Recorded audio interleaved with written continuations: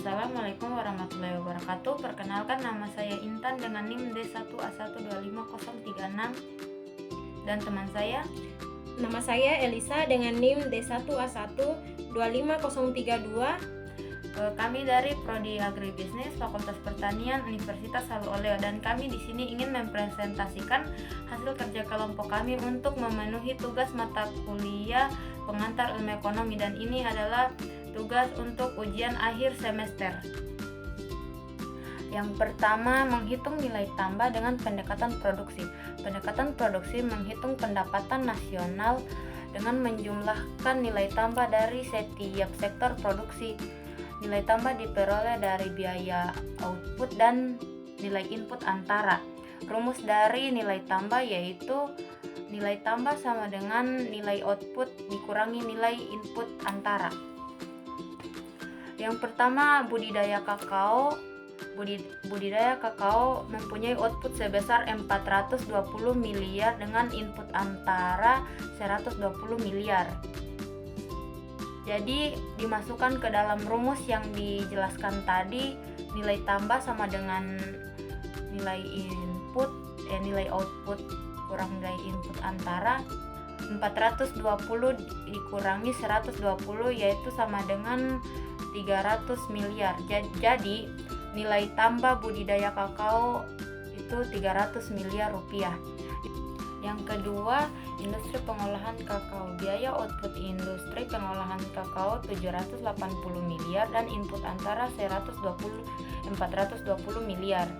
Dan nilai tambahnya 780 dikurangi 420 sama dengan 360 miliar rupiah.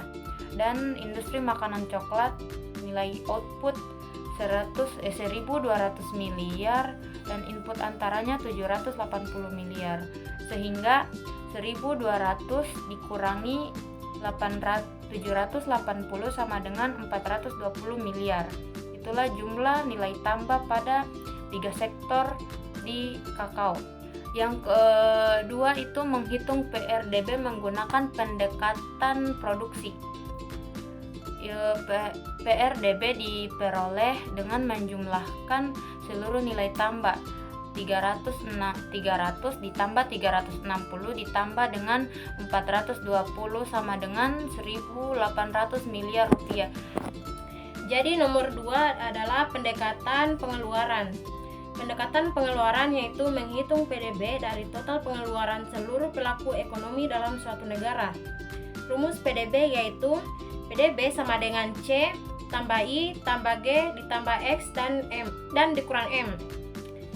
Dimana seperti yang kita ketahui, C itu adalah konsumsi, I adalah investasi, G adalah pengeluaran pemerintah, X sama dengan ekspor, dan I dan M sama dengan impor. Nah, selanjutnya dimasukkan nilainya. Konsumsi sama dengan 3.200 ditambah 1.100 ditambah 1.400 ditambah 900 dan dikurang 700, dan hasilnya adalah 5.900 triliun rupiah. Selanjutnya kita menghitung pendapatan nasional neto. Di sini menghitung NNP. NNP sama dengan PDB dikurang penyusutan. NNP sama dengan 5.900 dikurang 300 sama dengan 5.600. Dan selanjutnya menghitung PPN, di mana PPN sama dengan NNP dikurang pajak tidak langsung tambah subsidi, dan dimasukkan nilainya. Jadi 5.600 dikurang 250 ditambah 150 sama dengan 5.500 triliun rupiah. Dan yang soal nomor ketiga yaitu pendekatan pendapatan. Pendekatan pendapatan yaitu menghitung pendapatan nasional dari balas jasa faktor produksi. Di sini menjumlahkan komponen pendapatan seperti upah dan gaji sama dengan 2.800, sewa 400, bunga 350 dan laba 900. Pajak tidak langsung sama dengan 300, subsidi sama dengan 200 dan penyusutan sama dengan 250. Pendapatan nasional rumusnya yaitu upah tambah sewa tambah bunga tambah laba ditambah pajak tidak langsung dikurang subsidi ditambah penyusutan. Dimasukkanlah nilai-nilai yang disebutkan tadi ke dalam rumus yang saya sebut sekarang.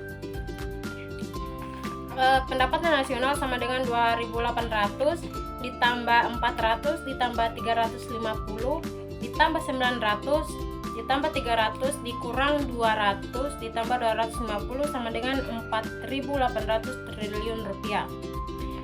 Pajak tidak langsung dan subsidi disesuaikan agar pendapatan mencerminkan harga faktor, sedangkan penyusutan ditambahkan untuk menghitung nilai produksi kotor. Yang keempat adalah pengangguran. Yang pertama itu menentukan angkatan kerja. Rumusnya angkatan kerja sama dengan yang bekerja tambah yang mencari kerja, sama dengan 130 ditambah 10. Jadi totalnya 140 juta orang angkatan kerja. Yang kedua menghitung TPAK. TPAK sama dengan angkatan kerja dibagi penduduk usia kerja dikali 100%. Jadi dimasukkan nilainya 140 dibagi 200 dikali 100% sama dengan 70% TPAK. Yang ketiga menghitung TPT. TPT sama dengan pengangguran dibagi angkatan kerja dikali 100%.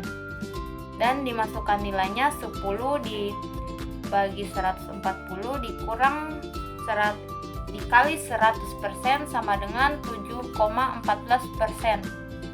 Dan pada soal terdapat 4 jenis pengangguran. Pengangguran friksional ditunjukkan oleh penduduk yang sedang mencari pekerjaan. Pengangguran struktural terjadi akibat otomatisasi industri yang menyebabkan PHK. Yang ketiga, pengangguran terselubung terlihat dari pekerja yang kurang dari 20 jam per minggu. Sedangkan pengangguran siklikal berpotensi terjadi apabila kondisi ekonomi sedang mengalami pelambatan meskipun tidak disebutkan secara eksplisit dalam data. Soal yang kelima yaitu hubungan pendapatan dan pengangguran. Pendapatan nasional yang meningkat menunjukkan produksi dan aktivitas ekonomi yang tinggi sehingga menyerap lebih banyak tenaga kerja. Sebaliknya, jika pengangguran meningkat, daya beli masyarakat menurun dan berdampak negatif terhadap pendapatan nasional. Itulah hasil presentasi dari kami. Bila ada kesalahan kata, mohon dimaafkan. Saya akhiri dengan ucapan wassalamualaikum warahmatullahi wabarakatuh.